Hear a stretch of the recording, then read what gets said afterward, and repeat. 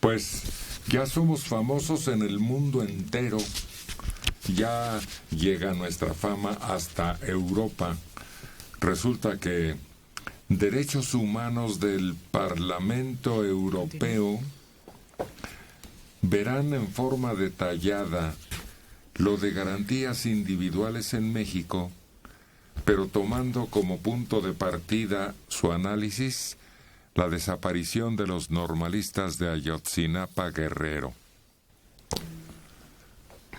La evaluación tendrá lugar en una sesión y a partir de el estudio toman en cuenta a Derechos Humanos que visitó México y Guatemala en febrero pasado y se verá el estado de las garantías individuales, particularmente sobre la violencia contra la mujer y las agresiones a periodistas y defensores también. Lo que pasa es que están localizados, ¿no? Tienden a ocurrir en estados diversos y a lo lejos ellos generalizan. Ellos dicen, en México se violan cotidianamente los derechos humanos, se desaparece cotidianamente a decenas de personas y no toman en cuenta la regionalización de esos problemas. Entonces nos condenan de todo, es decir, en forma global. Sí, pues son muy estrictos. Sí. Y están viendo que estos países latinoamericanos y centroamericanos tienen una crisis de seguridad en donde todos echan la culpa, políticos, militares y autoridades vigentes. Mira, aquí hay otro dato que nos abruma. La Comisión Interamericana de Derechos Humanos en Washington llama a México a romper el ciclo de impunidad que protege a violadores de derechos humanos, con un informe en que pide reorientar el combate militar contra el narcotráfico. El gran desafío de México radica en romper el ciclo. Este órgano,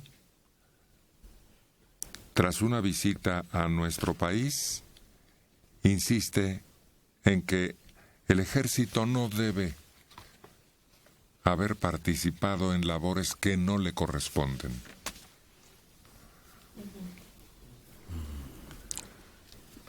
No había de otra.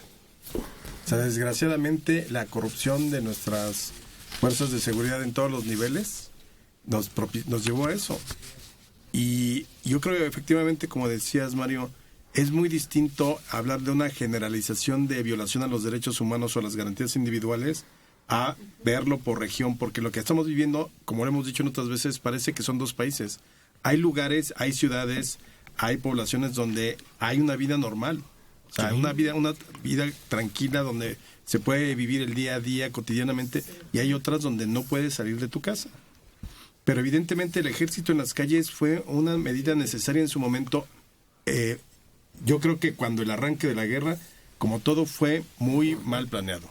O sea, no se creó un marco jurídico especial para las Fuerzas Armadas.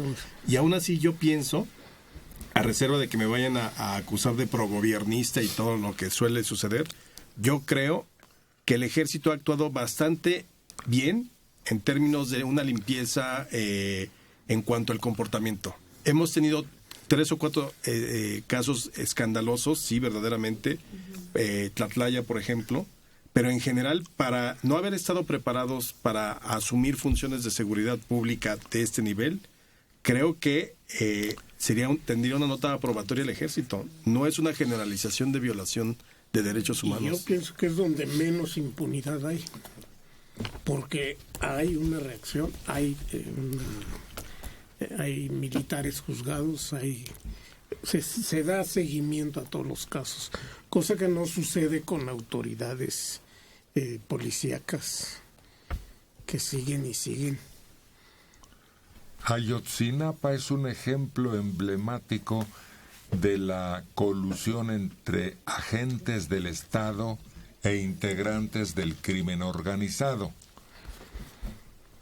Todavía no anotan aquí lo de Veracruz, que tiene la misma situación. Esta inseguridad y violencia, debido principalmente a la guerra contra el narcotráfico impulsada por el expresidente Felipe Calderón y al aumentar el papel de las Fuerzas Armadas en tareas de seguridad pública, ha desatado aún mayor violencia y violaciones graves a los derechos humanos. Pues es lógico, porque no en un marco de legalidad se lanzó al ejército a la calle y ahora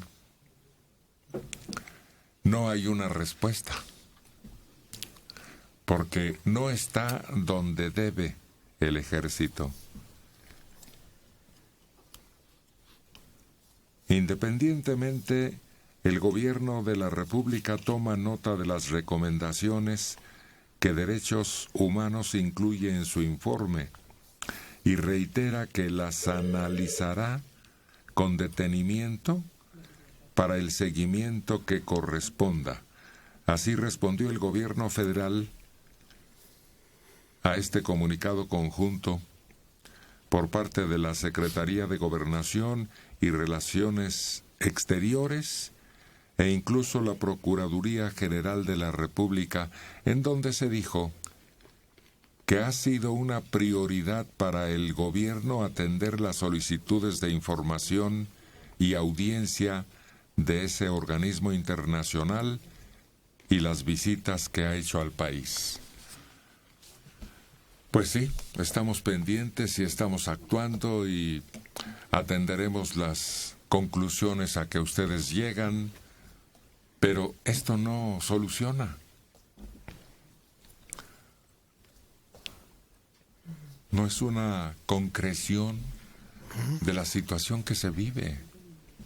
Sí, porque mientras tú estás viendo al ejército en las calles haciendo la de fuerzas de seguridad pública, no estás viendo la construcción de una nueva o un nuevo modelo de policía o una nueva institución que pudiera garantizar que hay transparencia, que hay un respeto irrestricto a las garantías y a los derechos humanos, que no están, que son incorrompibles, si vale el término. O sea, verdaderamente el ejército ha también sido víctima de toda esta circunstancia de cómo se pudrió o cómo se pudrieron a nivel sobre todo local, estatal y municipal las fuerzas de seguridad. Y claro que cuando tú sacas al ejército para hacer ese tipo de funciones debe haber, porque es natural, es casi lógico que haya violaciones a los derechos humanos, pero yo insisto, creo que para la gravedad que hemos vivido con un ejército que lleva aquí ya casi 9 años en distintos operativos, creo que sale bien librado si hiciéramos un balance general del ejército. Pues no, ellos dicen que salió peor el remedio que la enfermedad. Esa es su conclusión. Híjole, pero es que desde la oficina maravillosa en el Parlamento Europeo, no me acuerdo en qué ciudad está, pero digamos que está en París, estás analizando el caso mexicano, pero sales a las 3 a echarse tu cafecito frente a la Torre Eiffel. Está muy bien, tienen que venir aquí a vivir lo que se vive. Yo creo, como dices, desde lejos sí se ve la generalización. México es un país que sistemáticamente viola los derechos humanos. Y son demasiados matices los que estamos viviendo. Pues es que es a lo que ellos están dedicados, a hacer un análisis con reportes, con imágenes que no están en vivo, conscientes de lo que sufre el mexicano, pero también acuérdense que hay un registro de quienes toman los datos INEGI en todo el país Y esos datos hablan de la percepción de la inseguridad que nos asfixia, que nos atosiga. Con el ejército hubo, por un lado, fue necesario tal vez, pero por otro lado también poníamos muy en duda que si sus funciones podían solucionar las cosas. Recuerdo cuando pusieron los retenes, que era obligatorio que te detuvieras, y se dieron varios casos en que el ejército, al ver que la gente no se detenía, disparaba impunemente, ¿no? O sea, llegamos a ver el caso de familias completas que quedaban balaceadas, que no tenían nada que ver con el crimen organizado, y el mismo ejército se sentía con las manos amarradas al decir, bueno, a mí me están dando una orden, yo la cumplo, pero tal vez no era la orden adecuada. Para completarla, aquí hay un reporte que señala: los carteles del narco en México son una amenaza constante para el orden y la seguridad de ese país. Se han convertido en los principales proveedores de marihuana, metanfetaminas y heroína de Estados Unidos. Es la Organización de las Naciones Unidas que está presentando también un informe 2015 de la Junta de Fiscalización. Además, hay indicios de que la fabricación ilícita de metanfetaminas con destino al mercado estadounidense se ha incrementado. El número de laboratorios descubiertos en México ha aumentado considerablemente desde 2008 y el volumen incautado en la frontera se ha multiplicado por 3 desde 2009. Es un análisis de la región de América Latina, Canadá, Estados Unidos y México, en un informe que indica que la marihuana es la droga que más se consume en la zona debido a que es muy fácil ahora obtenerla. Ahí está el problema, que la demanda tiene todo tipo de facilidades. No hay una preocupación como la que ellos muestran respecto a la importación del producto. En lo que se refiere a su distribución ya a nivel barrios y localidades en Estados Unidos, no hay golpes así espectaculares en contra de los grupos locales que distribuyen la droga. Es que ya se volvió cosa de todos los días. Ya donde quiera que vayas lo consigues. Hay un mercado abierto. Claro que sigue siendo un mercado negro, pero existe. Nos consta que a donde quiera que nos movamos existe y produce ingresos que son superiores a cualquier cosa de lo que México pueda importar al mundo. Por eso sigue creciendo, como dicen los directores de orquesta. Miguel Ángel Caballero Gutiérrez, de 26 años, en Coajimalpa. Este asunto de que el gobierno olvide o trate de hacernos olvidar cosas tan importantes es una falta terrible. El resto del mundo lo entiende y nuestro gobierno no. Y lamento mucho que Mario diga que es algo regional, es algo que nos afecta a todos. No, pero sin duda el problema de las desapariciones ocurre en ciertos estados. No hay desapariciones en la península de Yucatán, en Campeche, en Yucatán. No hay desapariciones, digamos, en Sonora, en muchas regiones del noroeste. Evidentemente hay distintos problemas en cada zona del país. Y pues hay lugares donde son de veras una excepción y un lugar ideal para vivir en ese aspecto, ¿no? No debe sorprenderle, pues la realidad.